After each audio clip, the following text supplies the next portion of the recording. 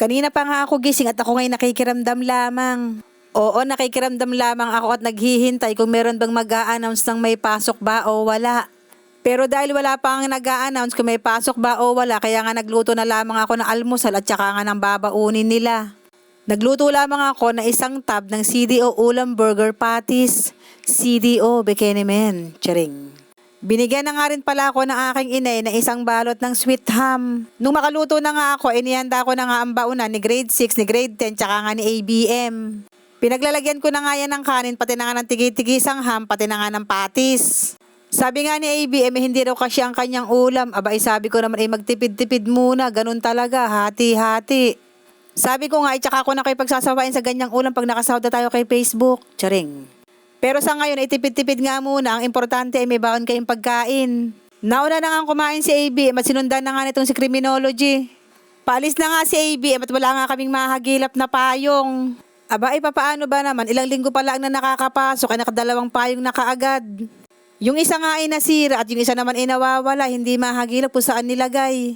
Kaya nga ang nangyari ay pinagsuot na lamang namin siya ng jacket. Yung jacket namang yan, kahit siya ay mabasa, hindi naman siya tatagusin sa may loob. At kaya nga ganyang kaagang umalis si ABM, dahil nga makikisabay uli nga sa aking kuya.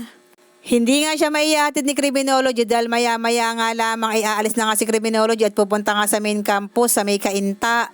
Pagkaalis naman ni ABM, sinundan naman itong si grade 6. Buti na lang talaga si grade 6 at hindi nga nahihiyang magdala ng payong. Yang payong kasing yan ay mahaba at hindi nga di-folding. Ang sabi ko sa kanya ay magdadala ka ba ng payong? Ang sabi naman niya ay oo, kaya nga ayan, pinagdala ko na nga ng payong. Pag alis naman ni grade 6 ay sinundan naman ng alis ni Criminology. Ay Diyos ko, napapagod na ako, isa-isa mong iintindihin. Charing. Magpapasa kasi siya ng requirements para nga sa scholar at kapag naipasa na niya yun at saka pa lang siya pipirma ng voucher. Laking pasasalamat ko nga talaga at si Criminology nga ay scholar at wala nga akong binabayarang tuition. Kaya nga sabi ko sa kanya ay pag-igihin ang pag-aaral hanggang makatapos. At sa awa naman ng Diyos ay matataas naman ang marka ni Criminology kaya naman hindi ako nangangamba. Ay baka hanapin niyo po si grade 10 ay hindi po nakapasok dahil kanina ang madaling araw ay nagising nga at umiiyak at sumasakit nga daw ang kanyang ngipin. Pinainom ko nga ng gamot hanggang sa matulog at hindi ko na nga ginising para nga pumasok.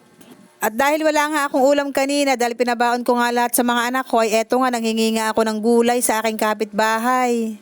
Nagluto nga siya ng ginataang papaya na nilahukan nga ng manok pati na nga ng daon ng malunggay. Sabi ko naman sa inyo magluluto yan ng ulam na pwede nga lahukan lagi ng malunggay. Charing.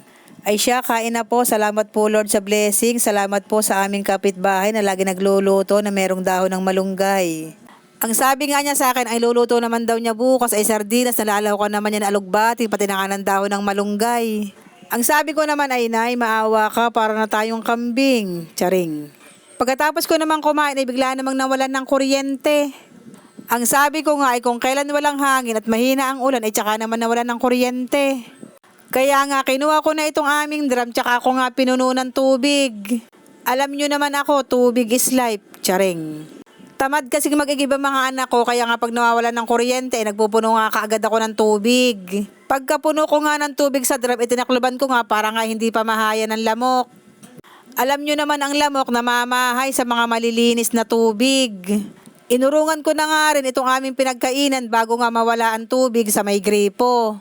Kapag nga ganitong walang kuryente ay marami na nga nag-iipon ng tubig at kapag nga naiwan ka ay wala ka na nga abotang tulo sa may gripo. Kaya nga lahat ng aming maruruming pinggan ay hinugasan ko na. At habang naguhugas nga ako ng plato ay meron nga akong narinig na kanselado na nga daw ang mga klase. Ang sabi ko nga ay kung kailan naman nakapasok ang mga estudyante tsaka naman nagkansela ng klase. Maya-maya nga ay dumating na nga si grade 6 at pinauwi na nga daw sila. At kanina nga dahil wala nga kaming maisip na merienda ay eto nga nagluto na nga lang kami ng champurado. Bagay na bagay nga itong merienda lalo na nga ngayon at tag-ulan. Magpiprito nga sana kami ng tuyo, yun nga lang ibang mahal ng tuyo kaya hindi na nga kami nagprito. Paborito nga yan ni grade 6 kaya nga kanina habang nagluluto ako ay panay nga ang tanong kung luto na ba. At nung maluto na nga ay ayan sabay-sabay na nga kami nagmerienda. Like, comment and share at papalo na rin po. Yun lang, salamat.